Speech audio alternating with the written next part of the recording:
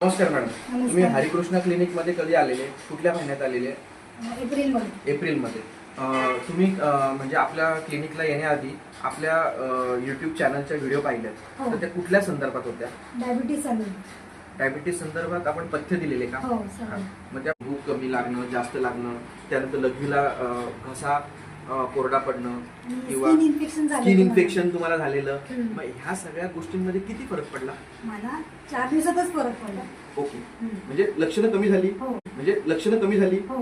हा, म्हणजे तुमचा आयुर्वेदातील पथ्यावर किती विश्वास आहे? 100% विश्वास आहे. हा, म्हणजे पथ्य पाळले तर तुम्ही नक्की बरे व्हाल? हो. नक्की हा विश्वास आहे ना तुम्हाला? हो. बस आपल्याला रुग्णांना हेच समजवायचं आहे.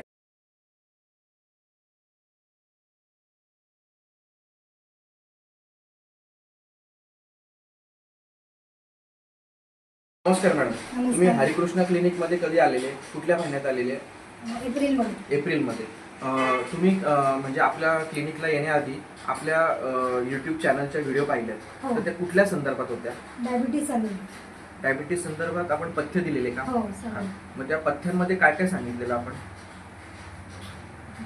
नाही, हळूहळू बोला, काय प्रॉब्लेम नाही. इट्स अ जेन्युइन, बिंदास बोला.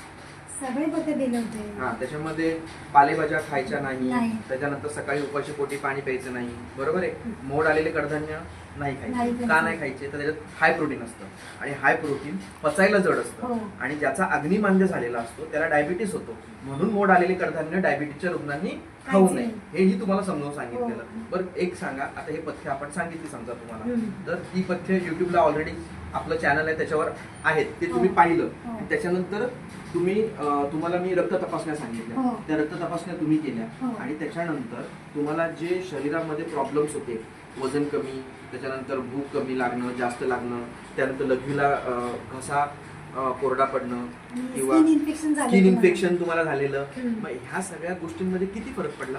मला 4 दिवसातच फरक पडला. ओके. म्हणजे लक्षणं कमी झाली? हो.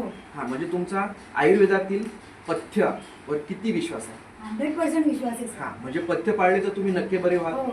नक्की हा विश्वास आहे ना तुम्हाला? हो. बस आपल्याला रुग्णांना हेच समजवायचं आहे की आयुर्वेदामध्ये पथ्य पाळली तर औषधांची गरज कमी लागते आणि मग आपण बरे सुद्धा होतो. हो.